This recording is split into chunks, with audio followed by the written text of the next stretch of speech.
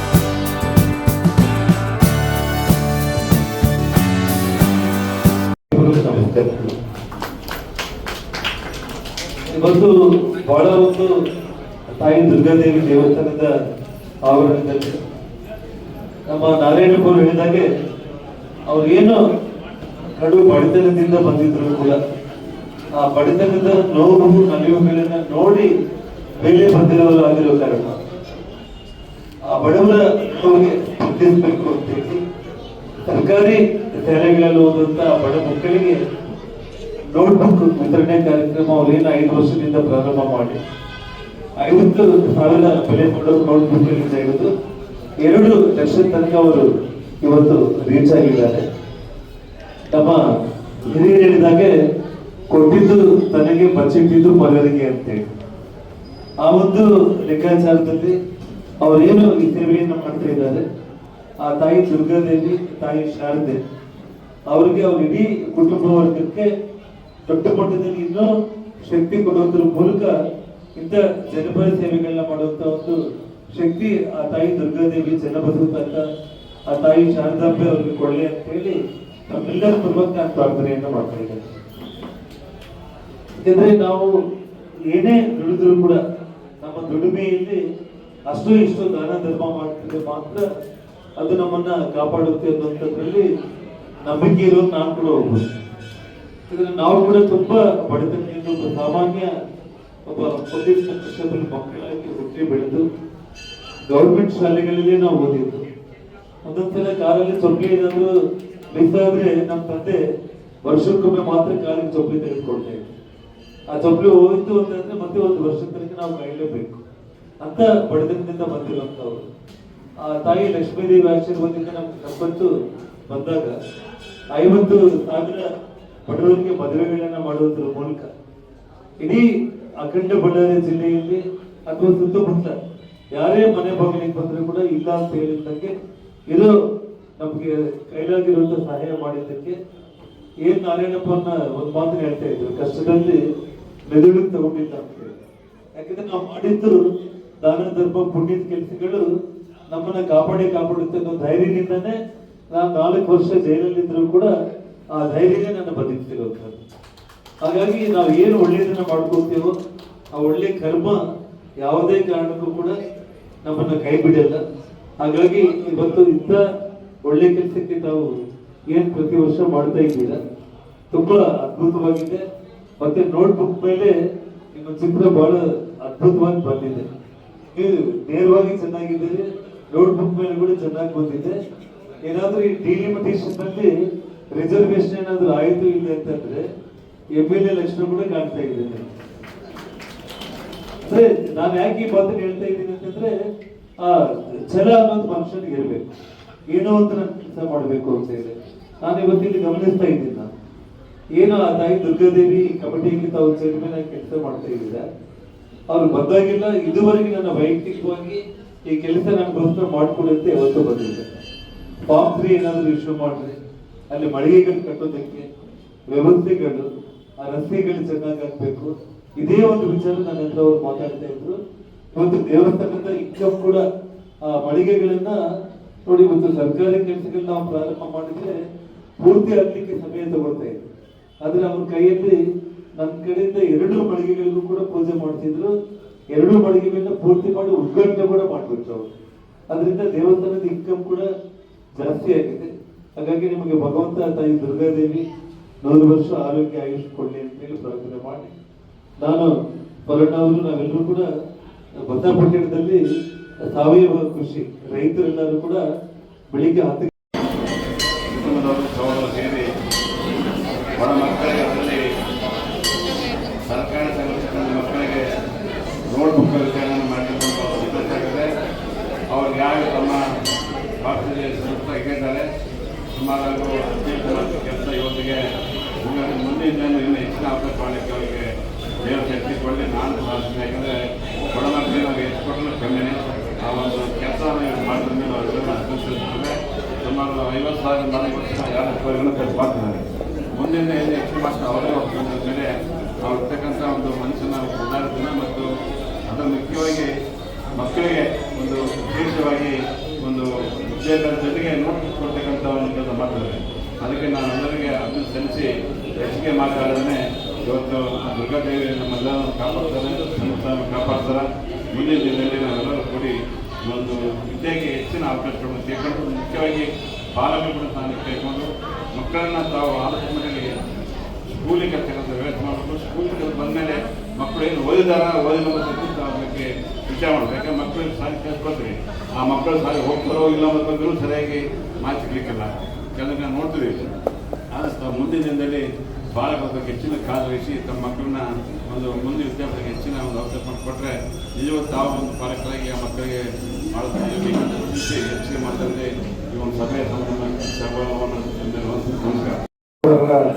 15 ವರ್ಷಗಳಿಂದ ವಿದ್ಯಾರ್ಥಿಗಳಿಗೆ, ಅದರಲ್ಲಿ ಮುಖ್ಯವಾಗಿ ಶಿಕ್ಷಣ ಕ್ಷೇತ್ರಕ್ಕೆ ಎಷ್ಟು ಆದ್ಯತೆ ಕೊಡಬೇಕು ಅನ್ನೋ ದೃಷ್ಟಿಯಿಂದ ನೋಟು ವಿತರಣೆ ಮಾಡ್ತಾ ಇದ್ದಾರೆ.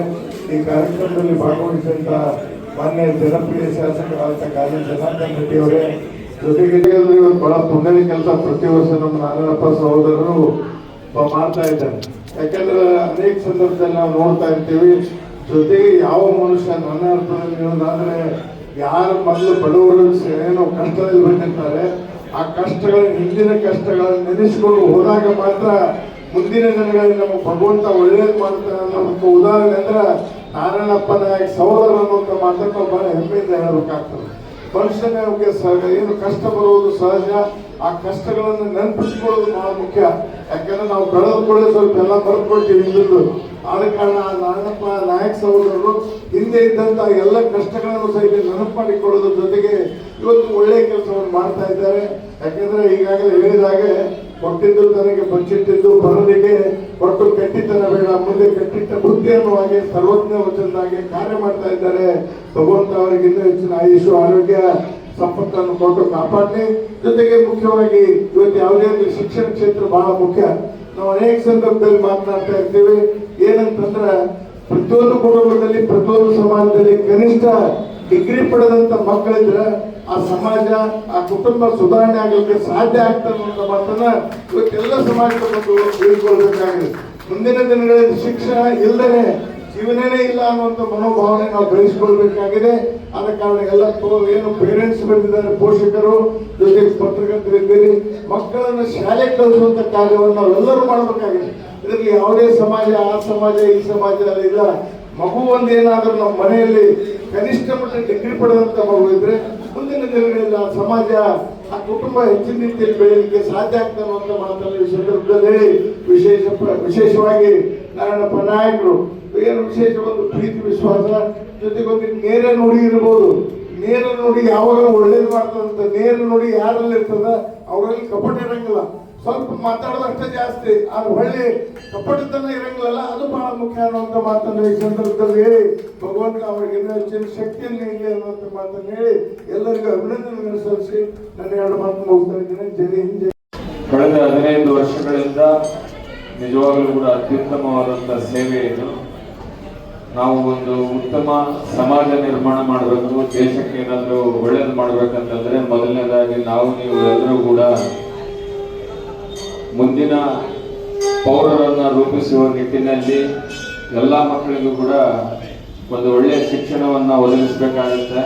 ಸೊ ಆ ನಿಟ್ಟಿನಲ್ಲಿ ಆರ್ಥಿಕವಾಗಿ ಹಿಂದುಳಿದಂಥ ವಿದ್ಯಾರ್ಥಿಗಳಿಗೆ ಈ ರೀತಿ ಒಂದು ಪುಸ್ತಕ, ಉಚಿತ ಪುಸ್ತಕ ವಿತರಣೆ ಮಾಡೋದು ನಿಜವಾಗಲೂ ಕೂಡ ಅತ್ಯುತ್ತಮವಾದಂಥ ಸಾಮಾಜಿಕ ಜವಾಬ್ದಾರಿ ಮತ್ತು ಸಾಮಾಜಿಕ ಸೇವೆ ಅಂತೇಳಿ ನಾನು ಹೇಳಲಿಕ್ಕೆ ಇಷ್ಟಪಡ್ತಾ ಇದ್ದೀನಿ. ಮುಂದಿನ ದಿನಮಾನಗಳಲ್ಲಿ ಈ ಒಂದು ಅತ್ಯುತ್ತಮ ಸೇವೆ ಆಯ್ಕೆ ಮಾಡಿಕೊಂಡು ಸಾಮಾಜಿಕ ಸೇವಾ ಕಾರ್ಯಕ್ರಮದಲ್ಲಿ ಈ ರೀತಿ ಒಂದು ಆರ್ಥಿಕ ಹಿನ್ನಡೆ ಇದ್ದಂಥ ಕುಟುಂಬದಿಂದ ಬಂದಂಥ ವಿದ್ಯಾರ್ಥಿಗಳಿಗೆ ಉಚಿತ ಪುಸ್ತಕಗಳ ಒಂದು ವಿತರಣಾ ಸೇವೆ ಮಾಡ್ತಿದ್ದಂಥ ಜೋಗದ ನಾರಾಯಣಪ್ಪ ಮತ್ತು ಅವರ ಕುಟುಂಬದ ಎಲ್ಲರಿಗೂ ಕೂಡ ಆ ತಾಯಿ ದುರ್ಗಾದೇವಿ ಇನ್ನೂ ಹೆಚ್ಚಿನ ಶಕ್ತಿ ಮತ್ತು ಪ್ರಸಾದಿಸಲಿ, ಮುಂದಿನ ಇನ್ನೂ ಹೆಚ್ಚಿನ ಸೇವೆ ಮಾಡಲಿಕ್ಕೆ ಅವರಿಗೆ ಒಂದು ಶಕ್ತಿ ಪ್ರಸಾದಿಸಲಿ ಅಂತೇಳಿ ಆ ತಾಯಿ ದುರ್ಗಾದೇವಿ ಹತ್ರ ಪ್ರಾರ್ಥಿಸುತ್ತಾ ಈ ಒಂದು ಕಾರ್ಯಕ್ರಮಕ್ಕೆ ಕರೆದು ಮಾತಾಡಲಿಕ್ಕೆ ಅವಕಾಶ ನೀಡಿದಂತ ಸಹೋದರ ನಾರಾಯಣಪ್ಪ ಮತ್ತು ಎಲ್ಲ ಕುಟುಂಬ ವರ್ಗಕ್ಕೆ ನಾನು ತುಂಬಾ ಧನ್ಯವಾದಗಳನ್ನು ತಿಳಿಸಿ ನನ್ನ 2 ಮಾತು ವಿರಾಮ ಮಾಡಿದ್ದೇನೆ. ಈ ಸುಮಾರು ನಾವು 15 ವರ್ಷದಿಂದ ಸತತವಾಗಿ ಈ ಒಂದು ಬುಕ್ಸ್ ಕೊಡೋ ಕಾರ್ಯಕ್ರಮ ಪ್ರಾರಂಭ ಮಾಡಿದ್ದೇವೆ. ಈ ಕಾರ್ಯಕ್ರಮ ಮಾಡಬೇಕಾದ್ರೆ 15 ವರ್ಷ ಹಿಂದಗಡೆ ನಾವು ಸಹಿತ ಭಾಳ ಬಡತನದಲ್ಲಿ ಇದ್ವಿ. ಬಡತನದಲ್ಲಿದ್ದರೂ ಸಹಿತ ನಾನು, ನಮ್ಮ ಅಣ್ಣ ಮತ್ತು ನಮ್ಮ ತಮ್ಮನ ಮಕ್ಕಳೆಲ್ಲ ಕೂಡಿ ಒಂದು ವರ್ಷದಲ್ಲಿ ಒಂದು 50,000 ರೂಪಾಯಿ ಏನಾದರೂ ಸೇವೆ ಮಾಡೋಣ.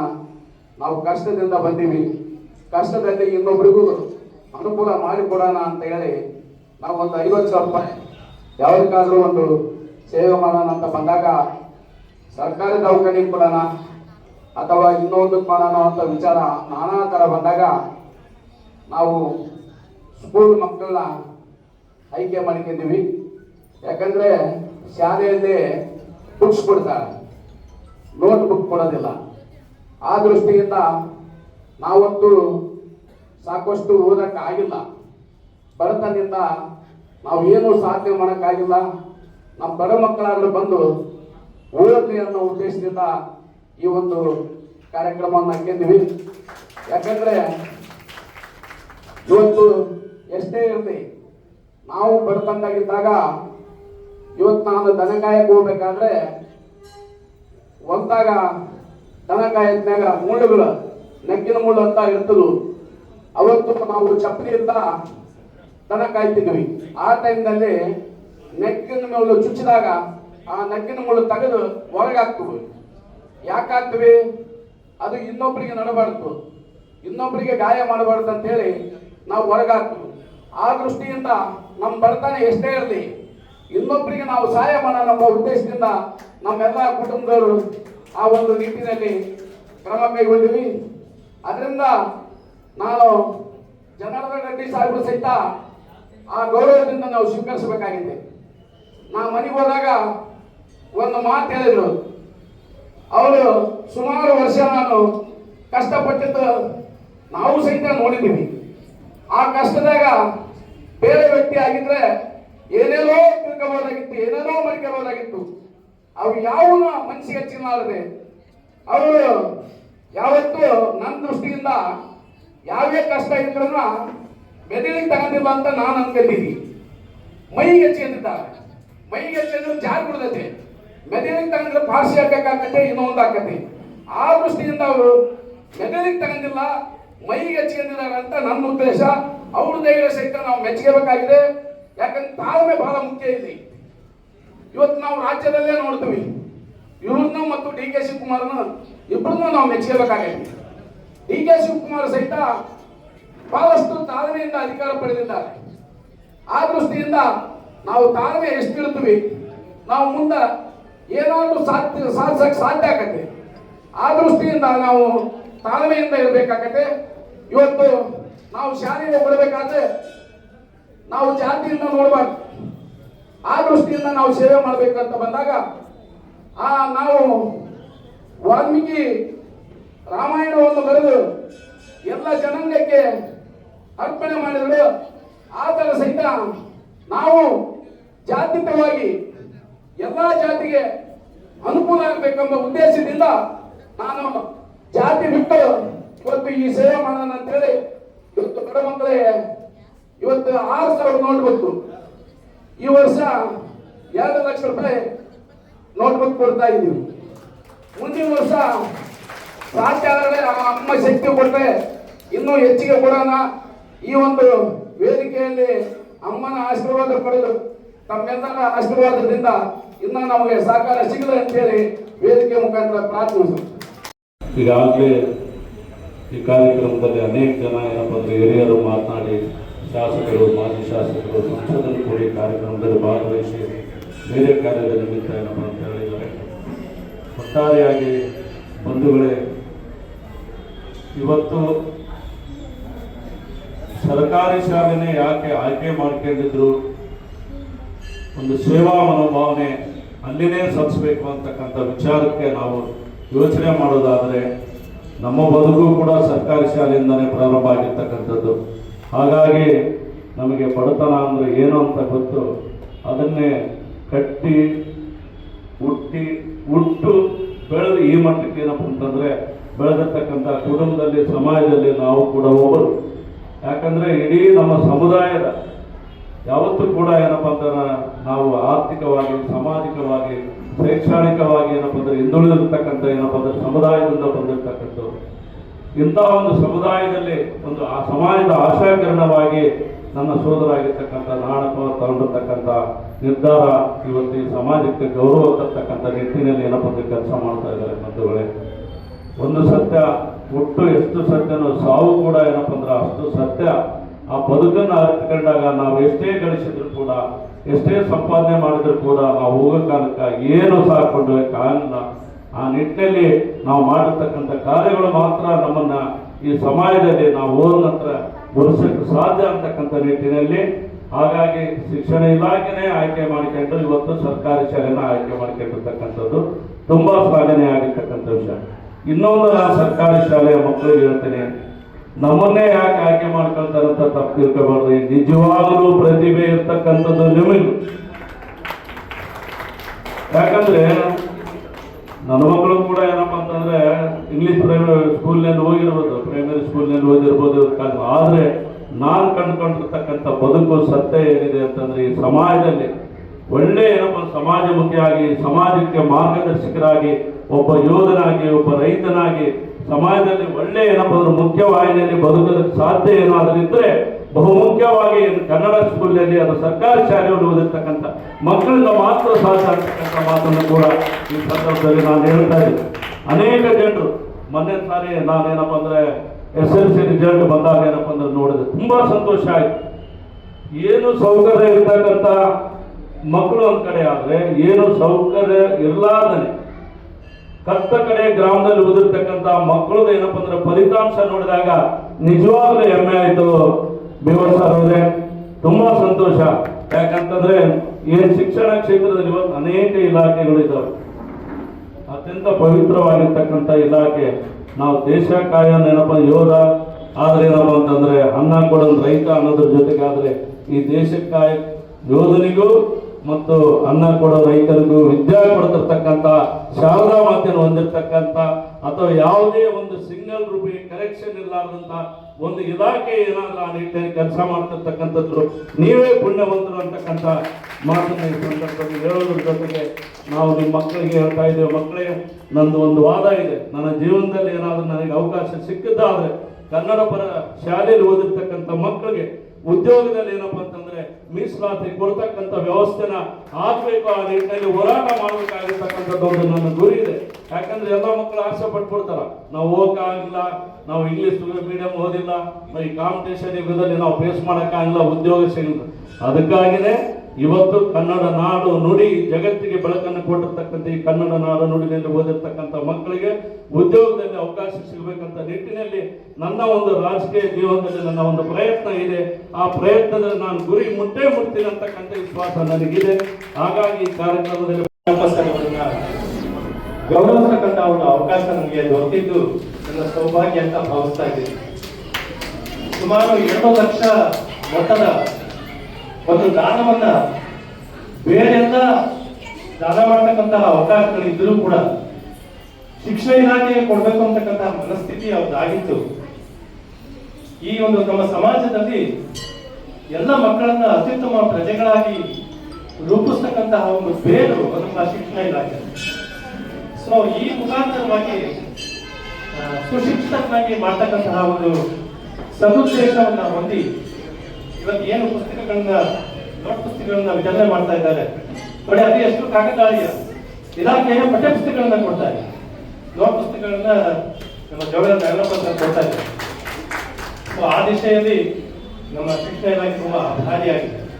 ನಮ್ಮ ಇಲಾಖೆ ನಿಮಗೆ ಗೊತ್ತಿರೋ ಹಾಗೆ ಇದು ಅನುತ್ಪಾದಕ ಕ್ಷೇತ್ರ. ಉತ್ಪಾದನೆಯನ್ನು ಕಾಣಲ್ಲ ನಮ್ಮಿಂದ, ಆದ್ರೆ ಮನೆ ಮನೆಗಳು ಬೆಳಗ್ತಕ್ಕಂತಹ ಕೆಲಸ ನಮ್ಮ ಶಿಕ್ಷಣ ಇಲಾಖೆಯಿಂದ ಉತ್ತಮವಾದಂತಹ ಪ್ರಜೆಗಳನ್ನ, ಸದೃಢವಂತಹ ದೇಶವನ್ನು ಕಟ್ಟಲಿಕ್ಕೆ ನಮ್ಮ ಇಲಾಖೆ ಅಷ್ಟೇ ಸಾಧ್ಯ. ಸೊ ಆ ದಿಶೆಯಲ್ಲಿ ನಾವು ಬಹಳ ಪುಣ್ಯದ ಕೆಲಸವನ್ನು ಮಕ್ಕಳನ್ನು ಮಾಡ್ತಾ ಇದ್ದೀವಿ ಸರ್. ನಿರಂತರವಾಗಿ ಈ ಸೇವೆಯನ್ನು ಮಾಡ್ಕೊಂಡು 15 ವರ್ಷಗಳು ಮಾಡಿದ್ದೀವಿ. ನಿರಂತರವಾಗಿ ಈ ಒಂದು ಸೇವೆಯನ್ನು ಮಾಡ್ತಕ್ಕಂಥ ಶಕ್ತಿನ ತಾಯಿ ದುರ್ಗಾದೇವಿ ನಮಗೆ ನೀಡಲಿ ಅಂತ ನಾನು ಪ್ರಾರ್ಥಿಸ್ತಾ, ಇಲಾಖೆ ಪರವಾಗಿ ನಮ್ಮ ಶಿಕ್ಷಕರ ಸಂಘದ ಅಧ್ಯಕ್ಷರ ದೇವೇಂದ್ರ ಎಲ್ಲ ಪದಾಧಿಕಾರಿಗಳಿದ್ದಾರೆ, ಎಲ್ಲರ ಪರವಾಗಿ ನಮ್ಮ ಇಲಾಖೆಯ ಉಪನಿರ್ದೇಶಕರ ಸಾರ್ವಜನಿಕ ಶಿಕ್ಷಣ ಇಲಾಖೆ ಸೋಮಶೇಖರ ಪಾಟೀಲ್ ಅವರ ಪರವಾಗಿ ನಮಗೆ ತುಂಬಾ ಧನ್ಯವಾದಗಳನ್ನ ಸಲ್ಲಿಸಿ